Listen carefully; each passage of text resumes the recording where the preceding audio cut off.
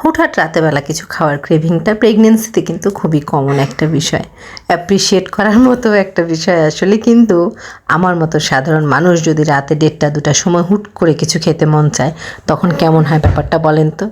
আসসালামু আলাইকুম। হুট করে রাতের 1:30টার সময় মনে হলো যে পোলাও আর মুরগি গোস্ত খাবো পালং শাক দিয়ে।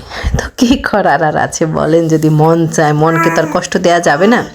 তো এই রাতের বেলায় হচ্ছে আমি পোলাও আর পালং শাক দিয়ে মুরগি গোস্ত রান্না করলাম। এই পালং শাক দিয়ে মুরগি গোস্তর মানে এই খাওয়ার ইচ্ছাটা বেশ কিছুদিন যাবত। এই যে লুবনা আপু আর পিঙ্কি আপু, এই দুজন মানুষের দোষ। এরা হচ্ছে ভিডিওটা দিয়ে দিয়ে আমার মাথা নষ্ট করেছিল। তখন থেকে মন চাচ্ছিল, কিন্তু পালং শাক মানে বরকে বলেছিলাম আনছে, এরকম করে করে আসলে সময়গুলো চলে গেল। তা আজকে ফাইনালি হচ্ছে পালং শাক দিয়ে আমি মুরগি গোস্ত রান্না করছি। যদিও প্রসেসিংটা ভিন্ন আমার, তারপরও মনে হলো আপনাদের সাথে শেয়ার করি। তো যেটা করতে হবে, প্রথমেই পালং শাক ভাপ দিয়ে নিতে হবে। ভাপ দেওয়ার বিষয়টা কি, মানে একটু পানির মধ্যে দিয়ে বলক দিয়ে নিতে হবে। পানি নিয়েছি, পানির মধ্যে পালং শাকগুলো বেছে পরিষ্কার করে ধুয়ে দিয়ে দিয়েছি। তার সাথে দিয়ে দিব একটুখানি লবণ, দিয়ে পালং শাকটা আমরা একটু সেদ্ধ করে নিব। একদম টক বোগায় বলক আসবে সেই সময় আমরা তারপর পানি থেকে শাকগুলো তুলে নিব। কিংবা দেখেন আমি যেভাবে করেছি, ছাঁকনিতে হচ্ছে সম্পূর্ণ শাক পানি সহ ঢেলে দিয়েছি, পানিগুলো পড়ে গিয়ে শাকগুলো থেকে গিয়েছি, ঠান্ডা পানি দিয়ে শাকটা ধুয়ে ফেলেছি।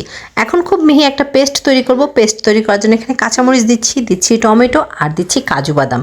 আপনারা এখানে মরিচের পরিমাণটা ব্যালেন্স করবেন। যদি শুকনো মরিচ দেন, মরিচের পরিমাণটা কম দিবেন। আমি কাঁচামরিচ দিয়েই রান্না করছি, যার কারণে কাঁচামরিচটা আমি আমার স্বাদ অনুযায়ী দিয়েছি। দেখেন খুব সুন্দর একটা পেস্ট করে নিয়েছি। পেস্ট করার সময় অবশ্যই পাতাগুলো চিপে নেবেন যাতে পানি না থাকে, তাহলে খুব সুন্দর একটা পেস্ট হবে। আর শেষে কষানোর সময় পানি শুকাতেও সহজ হবে। দেখেন আমি রান্নায় চলে এসেছি। কড়াইতে তেল দিয়ে তারপর সেটাতে আস্ত গরম মশলাগুলো, জিরা দিয়েছি, গোলমরিচ দিয়েছি, লবঙ্গ দিয়েছি, দারচিনি দিয়েছি, ছোটো এলাচ দিয়েছি, সব কিছু একসাথে দিয়ে সুন্দর করে নেড়ে চেড়ে একটু ফুটে যাবে, বাসনা সুন্দর একটা বের হবে যখন গরম মশলাগুলো থেকে, তখন আমরা কুচি করে রাখা পেঁয়াজ এখানে দিয়ে দিব। পেঁয়াজ দিয়ে একটু সময় নিয়ে পেঁয়াজগুলো ভাজা ভাজা করে নিব।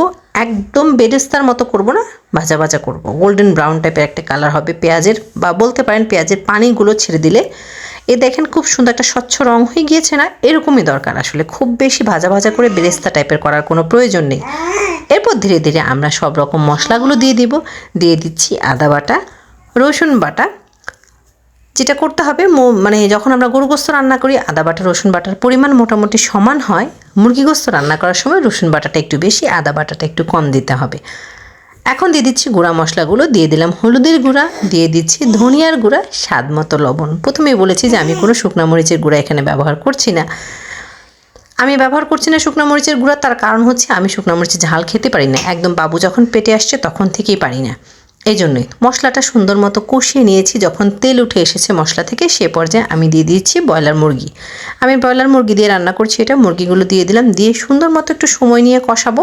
ব্রয়লার মুরগি রান্না করার ক্ষেত্রে একটা টিপস হচ্ছে, ব্রয়লার মুরগি যদি সমস্ত সময় আপনি এরকম ঢাকনা ছাড়া রান্না করেন, সেই ক্ষেত্রে ব্রয়লার মুরগিটা সেদ্ধ সুন্দর হয়, কষানো সুন্দর হয়, খেতে ভালো লাগে। আর সবচেয়ে যে ইম্পর্টেন্ট বিষয় সেটা হচ্ছে গোস্ত সিদ্ধ হয়ে গোস্তগুলো ছেড়ে ছেড়ে দেয় না।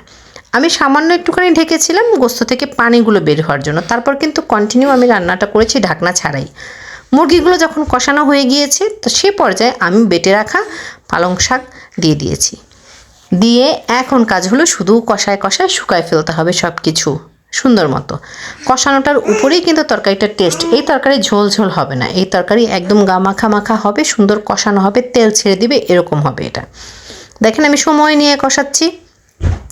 আর আমার এই সিলভারের কড়াইতে আসলে সমস্যা, এটাতে লেগে যায়, যার কারণে আমি ননস্টিক একটা কড়াই ট্রান্সফার করে নিয়েছি। দুভাগ করেছিলাম, অর্ধেকটুকু রেখে দিয়েছিলাম, অর্ধেকটুকু কষিয়ে নিয়েছি খাওয়ার মতো করে, কারণ পুরোটুকু তো আসলে আমাদের দুজন মানুষের জন্য অনেক বেশি। এই জন্য দেখেন ফাইনাল লুক এইরকম একদম সুন্দর শুকনা শুকনা হবে, আর তেল ছেড়ে দিয়েছি সুন্দর। এই হচ্ছে পালং শাক দিয়ে মুরগির মাংস। তাহলে বললাম না যে খেতে মন চাচ্ছিল আসলে সাদা পোলাও দিয়ে। এক একজন এক একভাবে খেতে আসলে পছন্দ করে। এটা রুটি দিয়ে পরোটা দিয়েও কিন্তু খেতে খুব ভালো লাগবে। তো আমার যেহেতু সাদা পোলাও দিয়ে খেতে মন চাচ্ছিল, তো আমি সাদা পোলাওই রান্না করেছি রাতের বেলা। রাত 2টার সময় আমরা সাদা পোলাও আর মুরগি গোস্ত নিয়ে খেতে বসে গিয়েছি। গরম গরম ধোয়া ওঠা খেতে যে কী মজা লাগছিল।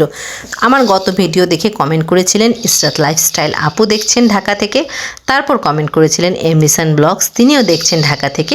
তারপর কমেন্ট করেছিলেন ফানি কন্যা এই আপুও দেখছেন ঢাকা থেকে। তারপর কমেন্ট করেছিলেন সাইদাস ওয়ার্ল্ড, এই আপুও দেখছেন রামপুরা ঢাকা থেকে। আপনারা কে কোথা থেকে আমার ভিডিও দেখছেন কমেন্ট করে জানাবেন, তাহলে পরবর্তী ভিডিওতে আপনাদের নাম ধরে কমেন্টগুলো পড়ার চেষ্টা করব ইনশাআল্লাহ। এতক্ষণ সাথে থাকার জন্য অসংখ্য ধন্যবাদ।